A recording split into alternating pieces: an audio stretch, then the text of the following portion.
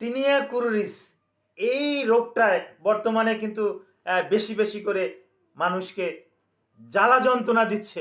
এটা সহ্য করার মতন নয়। এই টিনিয়া কুরুরিসটা কি, কেন হয়, কোথায় হয়, এই সম্পর্কে অনেকে অনেকে প্রশ্ন করে।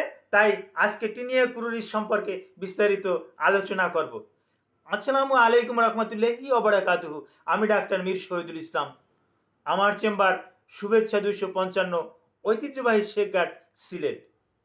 আপনারা যারা আমাকে অনেক সময় কমেন্ট করেন, স্যার আপনার ঠিকানাটা একটু বলবেন কি, ওই সমস্ত ভাইদেরকে উদ্দেশ্য করে বলছি, আপনারা কাইন্ডলি একটু গুগলে যান। গুগলে গিয়ে আমার নামটা একটু লেখেন, ডাক্তার মীর শহীদুল ইসলাম। এটা লেখা মাত্রই দেখবেন গুগল থেকে আমার ভিজিটিং কার্ড সহ অন্যান্য তথ্যাদি আপনারা ওখানে পেয়ে যাবেন। এমনকি ওখানে আমার লোকেশনটাও পেয়ে যাবেন। ইচ্ছা করলে আপনি যে কোনো সময় আপনি আমার কাছাকাছি থাকলে আমার সাথে দেখা করে যেতে পারবেন, বেড়াতে আসতে পারবেন। এই সুযোগটা আপনার জন্য উন্মুক্ত। জি দর্শক শ্রোতা, আলোচনা করব টিনিয়া কুরুরিস নিয়ে। Tinea cruris, what is tinea cruris? Tinea cruris কি?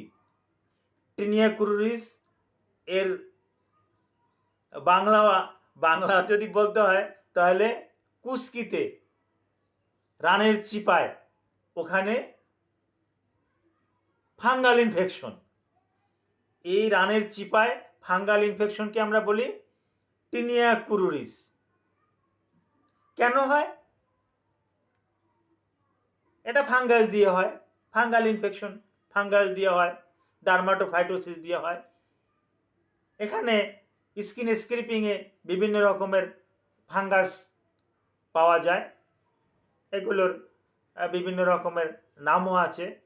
তো মূলত টিনিয়াসিস বা ফাঙ্গাস গোত্রের এই জীবাণু দিয়েই টিনিয়া কুরুরিস হয়ে থাকে। আবার বলেছি, তারপর আবার বলি কোথায় হয়। এটা কুস্কিতে হয়। হ্যাঁ, কুস্কি মানে এই যে রানের চিপা চাপা, এখানেই লোয়ার লিমস, আন্ডারওয়্যার, আন্ডারগার্মেন্টস, এখানেই এটা বেশি বেশি হয়ে থাকে। কেন বেশি বেশি হয়?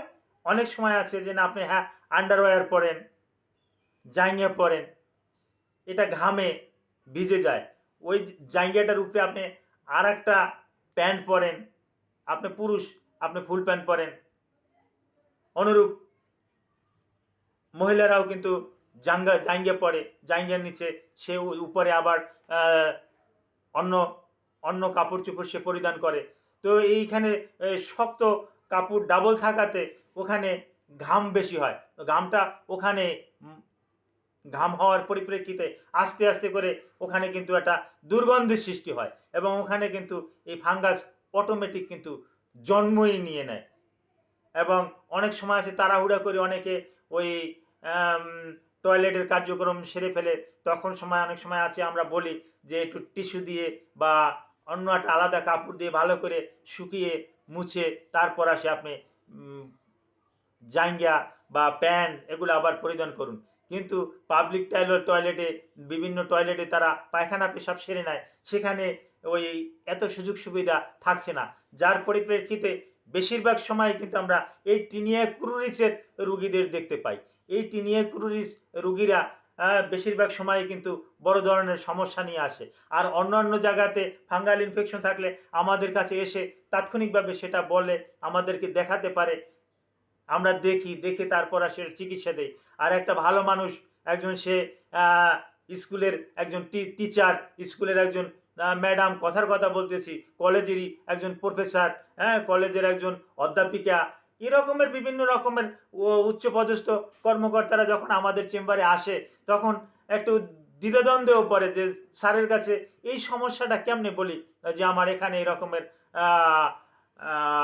ঘা আছে, আমার গোপনাঙ্গে এরকমের সমস্যা আছে, চুলকানি আছে, খাদ্যানি আছে, ওখানে দাঁত আছে, রিংওয়ার্ম আছে, এগুলো কিভাবে বলি? যার পরিপ্রেক্ষিতে তারা বলতেও চাচ্ছে না। এই যার পরিপ্রেক্ষিতে ওখান থেকে ছড়াইতে ছড়াইতে যখন দেখে যে ওটা নিচের দিকে নামতে নামতে হাঁটু পর্যন্ত নেমে গেছে, হাঁটু পর্যন্ত যখন নেমে যায়, হ্যাঁ টিনিয়া কুরুরিস যখন হাঁটু পর্যন্ত নেমে যায় তখন আমাদের কাছে আসে, স্যার এখন কি করব? হ্যাঁ, আর এদিকেও উপরে উঠতে উঠতে নাভি ওভারটেক করছে, তখন আর কিছু উপায়ন্ত না দেখে তখন অসহায় অবস্থায় আসে এবং তখন তারা চিকিৎসাটা কিন্তু করায়। এর আগে কিন্তু ইচ্ছে করলে অল্পর ভিতরেই সারতে পারতো, কিন্তু তখন কিন্তু আমাদের কাছে আসে না, যার কারণে আমাদেরও কাছে আসতে একটু দেরি করে আর রোগটাও তখন দেরি হয়ে যায়। এর ফাঁকে ফাঁকে ফার্মেসি থেকে কিনে অনেক স্টেরয়েড, হ্যাঁ, বা অ্যান্টিফাঙ্গাল স্টেরয়েড কম্বাইন্ড এরকমের বেশ কিছু মেখে নেওয়াতে অনেক ড্রাগ অলরেডি সে রেজিস্ট্যান্স করে ফেলছে। এখন এর লক্ষণটা কি? লক্ষণ ওই মধুচাকের মতন গোল হয়ে প্রথম শুরু হয়, খাওয়ায় আস্তে আস্তে করে বৃদ্ধি পায়, হ্যাঁ, ওখানে বেশি বেশি করে খাওয়ায়, রাতের বেলা বেশি খাওয়ায়, খাওয়ানোর পরিপ্রেক্ষিতে ওখান থেকে একটু পানি পানি ঝরে, এই পানিটা যেখানে লাগে সেখানে আবার নূতন করে হয় এবং আস্তে আস্তে করে নিচের দিকেও নামে, উপরের দিকেও উঠতে থাকে। এটাই হলো লক্ষণ। এখন আসি এর চিকিৎসা কী। এখন এর চিকিৎসা আপনি যদি কোনো ড্রাগ দিয়া, অ্যান্টিফাঙ্গাল কোনো ড্রাগ দিয়ে যদি আপনি একবার চিকিৎসা করেন এবং যদি সেটা বন্ধ করে দেন, তাহলে ওই ড্রাগটা কিন্তু আপনার শরীরের জন্য রেজিস্ট্যান্সটা কি এটা নিয়ে আমি একাধিক ভিডিও করেছি। রেজিস্ট্যান্স মানে আপনার শরীরে ওটা কার্যকারী না, ওটা আপনার শরীরে আর একদম কাজ করবে না। যখন কাজ করবে না আবার যদি ওটা দিয়ে আপনি কাজ করাতে যান তখন এটা বৃথা, আপনি খেয়েই যাবেন, হ্যাঁ, কোনো কাজ করবে না। অলরেডি কথার কথা বলতেছি, আপনি ওই টিনিটা জল খেয়েছেন, আপনার কাজ করছে না, ওটা আর ওটা খাইয়ে কাজ করবে না। আপনি অক্সিকোনা জল ব্যবহার করছেন, অক্সিকোনা জলে কাজ করছে না, ওটা আর কাজ করবে না। আপনি গ্রিয়েসিফুলবিন আপনি নিয়েছেন, গ্রিয়েসিফুলবিনে আপনার কাজ করছে না, এখন ওটা আর কাজ করবে না। আপনি ইট্রাকোনা জল নিয়েছেন, ইট্রাকোনা জল রেজিস্ট্যান্স, ইট্রাকোনা জলে কাজ করছে না, ইট্রাকোনা জলে আর কাজ করবে না। আপনি ফ্লুকোনা জল খেয়েছেন, ফ্লুকোনা জল নিয়েছেন, কাজ করছে না, এখন নূতন করে আবার ফ্লুকোনা জল খাবেন, এটা চিন্তা ভাবনাও করেন না, কারণ কোনো কাজ করবে না। এই রকমের আপনি ভরিকোনা জল খেয়েছেন, আপনি ওই আপনি ট্রপিক্যাল অয়েনমেন্ট টার্বেনাফাইন দিয়েছেন, টার্বেনাফাইন ট্যাবলেট ক্যাপসুল আপনি খেয়েছেন, আপনি ওই লুলিকোনা জল দিয়েছেন, আপনি সাইক্লোপিরক্স দিয়েছেন, আপনি ক্লোট্রাইমা জল দিয়েছেন, ইকোনাজল নাইট্রেট দিয়েছেন, আপনি ট্রায়ামসিনোন এসিটোনাইট দিয়েছেন, এরকমের বিভিন্ন রকমের ড্রাগে আপনার রেজিস্ট্যান্স।